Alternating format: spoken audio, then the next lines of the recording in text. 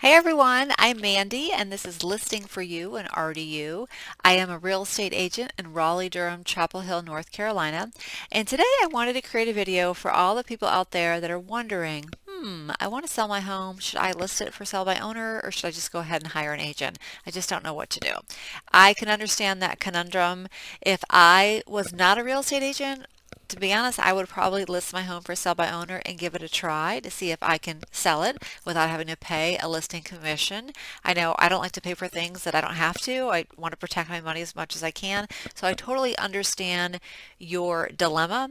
That being said, there is a statistic in the industry that says about 80% of people that list their home for sale by owner end up listing with an agent down the road because they're not able to sell it on their own, and only 20% are able to sell it on their own. Why is that such a high percentage? Well, I think there's different factors that come into play. Also, I do think that the 20% are part of a very small group. They probably live in neighborhoods that are very hard to get into, highly desirable, so that when something does come on the market, people just flock to it. But I also think that there are things that you can do to try to capture that sale on your own before you decide to list with an agent. And I'm going to give you 15 tips that are going to really strengthen you today. And then after that, I'm going to give you some more information about the value that agents add should you decide to hire an agent. Number one, I want you to conscientiously think about transforming your home from lived in to for sale. Think of this analogy. When you go to stay at a hotel, you do not see the remnants from the people that were there the night before. You don't see a suitcase, you don't see socks in the corner, you don't even see a crumpled up bedspread. Housekeeping gets in there, they make sure that everything is neat and tidy. It is a blank canvas. Begin thinking about the transformation of the home. Number two, I want you to distance yourself emotionally from the home. It's no longer a home. It's now a property, a product on the market that's competing with other products on the market.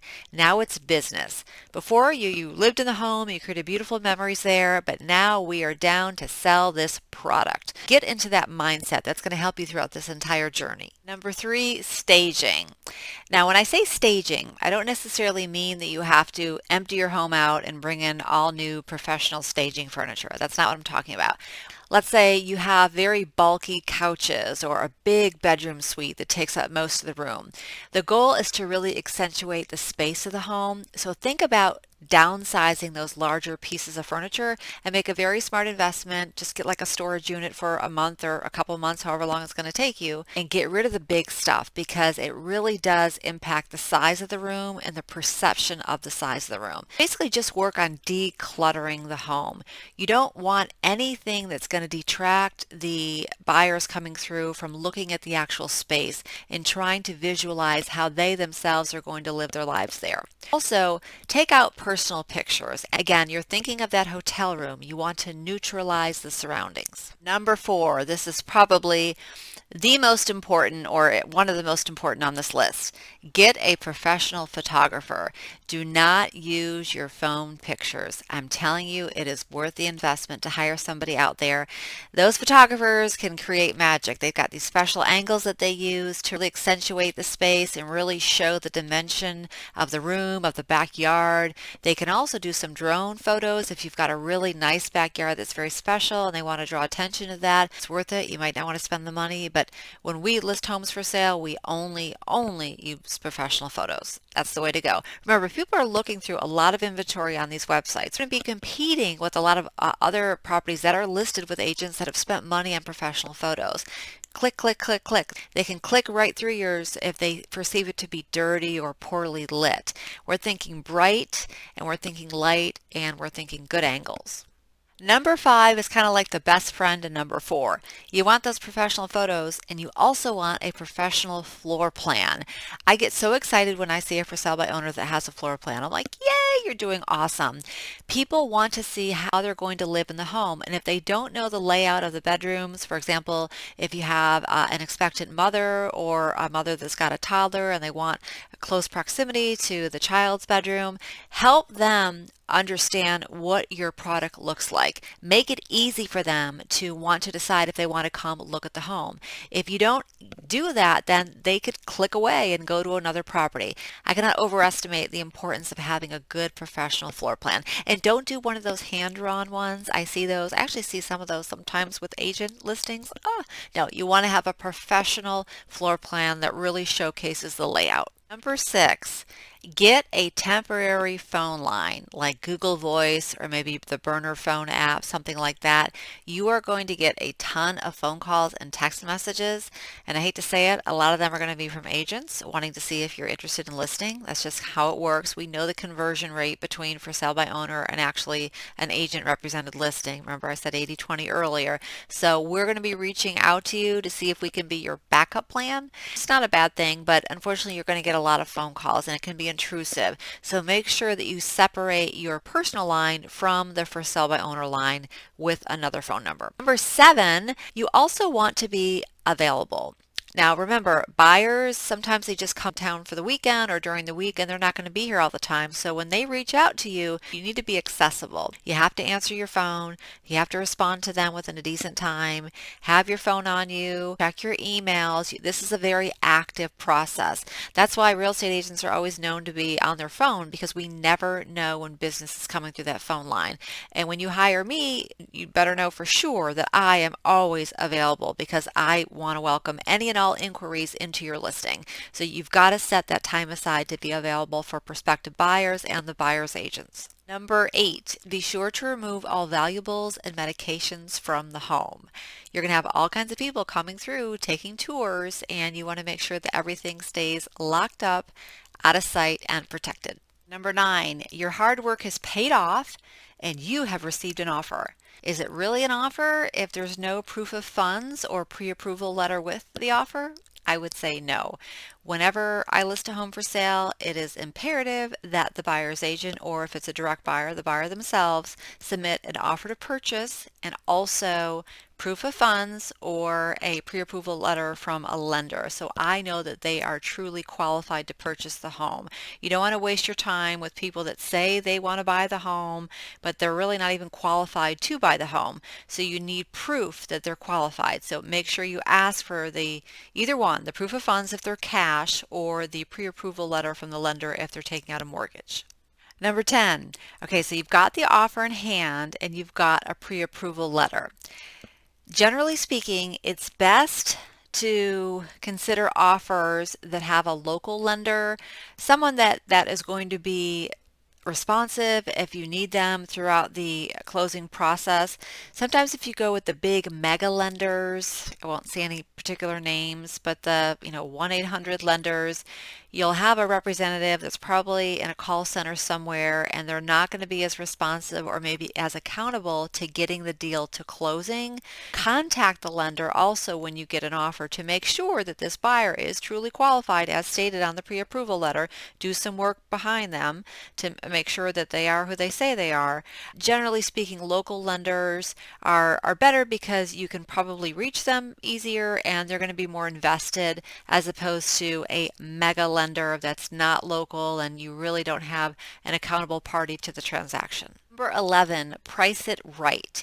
You really want to study the comps or the comparable properties that have sold in your area. Generally speaking, when an appraiser decides whether or not they're going to lend to their buyer or how much they're going to lend, they are looking at what has sold within the last 3 to 6 months. So they're looking at the sold comps.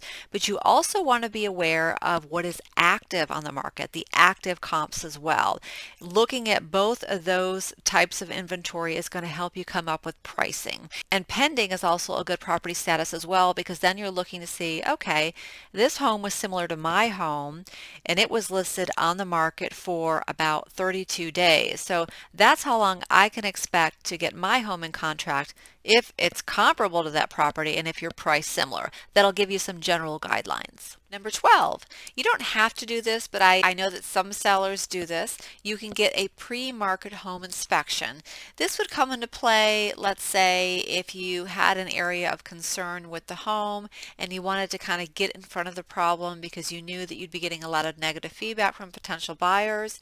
This way you kind of go into selling knowing what the shortcomings are of the property with whatever the mechanical situation is. Maybe it's with one of the systems, plumbing, electrical, maybe foundations, something like that. You don't have to do that, but that makes you know what you'll be up against when the buyers and they potentially get in a contract and they do their own due diligence. Number 13 and 14 would be to connect with a local real estate attorney in your area who's familiar with real estate transactions and knows all the documentation involved with the transaction.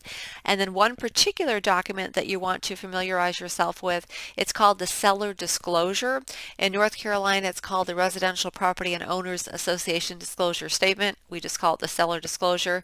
But basically, it's a document that the seller fills out, not the listing agent if you do decide to list, but the seller themselves. You would have to fill this out directly, stating, what you know to be the condition of the various systems of the home and all the different elements of the home.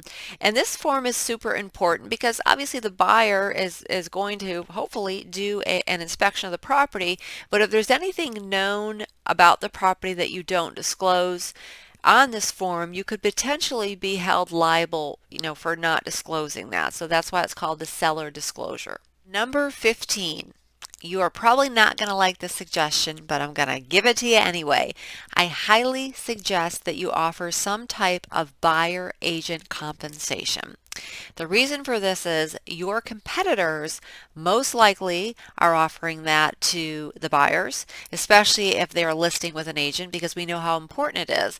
When a buyer comes into a transaction, they have a lot of fees that they have to pay.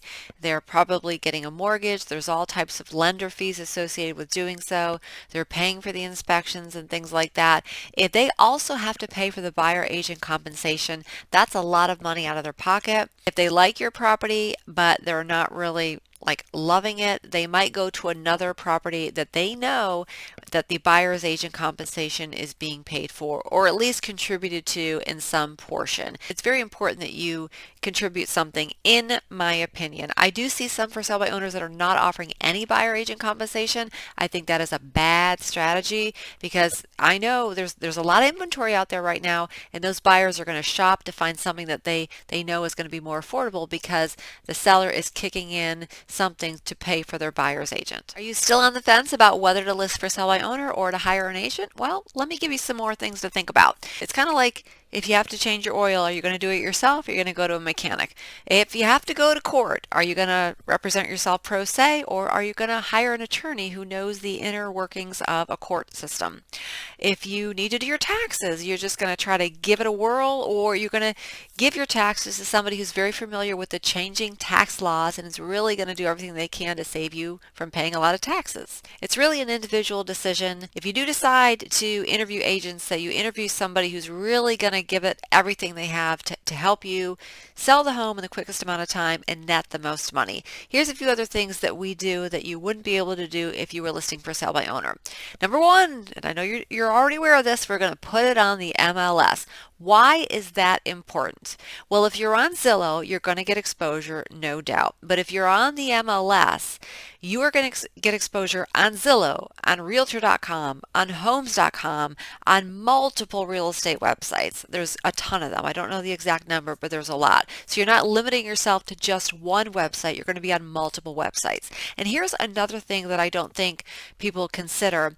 When I'm a buyer's agent and I meet with a buyer and they tell me what their housing criteria is, I go into the MLS and I curate a search based upon what they're looking for. And then my MLS system is going to email them different listings based upon that criteria. It's emanating from the MLS. If you're listed as for sale by owner on Zillow, my MLS is not going to capture that listing because you're not an actual listing. Your property is not going to get emailed to my buyer's inbox. Just something to think about. Yes, there are flat fee MLS services that you can use.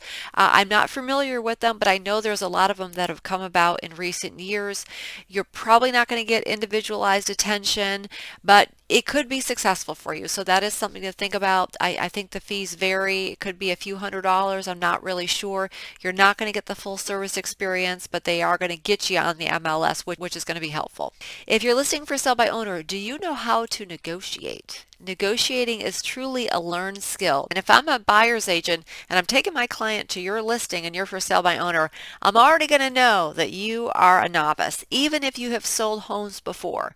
Maybe the last home you sold was 5 years ago, so you're not really familiar with what kind of due diligence is being paid in the current market. You're not super familiar with the comps because you don't have access to the MLS, things like that. So a buyer's agent is going to come at you hard if they think you're inexperienced and you don't really know how to negotiate and position yourself effectively. So keep that in mind. As an agent, we have a network of vendors that we work with. Painters, floorers, all types of people that we've already vetted because we worked with them before. We know they do quality work at an affordable price. So we're going to save you that hassle. I have a question for you. If you are selling for sale by owner and the appraisal comes in lower than the negotiated sales price, what are you going to do? Do you know how to counter an appraisal by looking at the comps? That's a skill that you need to have because you don't want to have to come down on your purchase price, but you're going to have to figure out how to handle that with the lender. We have an app called Showing Time that schedules our showings for us, and we can see, when the showings are happening, and also our sellers can as well. So that's a great scheduling tool that we use. If you're not using an agent, you're going to have to create your own scheduling system. Really not that difficult, I guess, if you're an organized person, but that's another thing that we have. Additionally, because we are members of the MLS, I know in my local MLS, we have access to a security platform where we can check people out, see if there's any kind of unsavory history. We want to be very vigilant about who we're doing business with. This kind of safety app is available to us because we have access to the MLS. And one thing I have not touched on is open houses.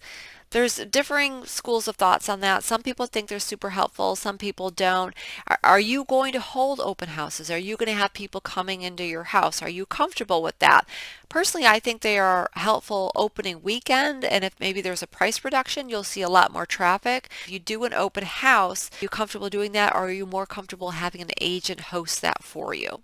I think I have covered everything on my list. One thing I want to leave you with is that commission is always negotiable, guys. It's always negotiable, so don't be afraid to discuss that with your agent. They may or may not agree to the rate that you're proposing based upon their experience, based upon everything they bring to the table, and that is their choice, but know that it's always negotiable, and it always has been. I hope this video has been helpful to you guys. I'm wishing you all the best in selling your home for sale by owner. If you are in the Raleigh, Durham, Chapel Hill market and you want a backup agent just in case you're not able to sell, please feel free to reach out to me. And if you want to just kind of discuss comps before you go for sale by owner, I'm more than happy to come over, share what I know, share the market data with you, and provide you with my analysis. And if you're in another market, and you know somebody coming to this market, I would love to help them as well. Thanks so much for watching, guys. I'll see you on the next video.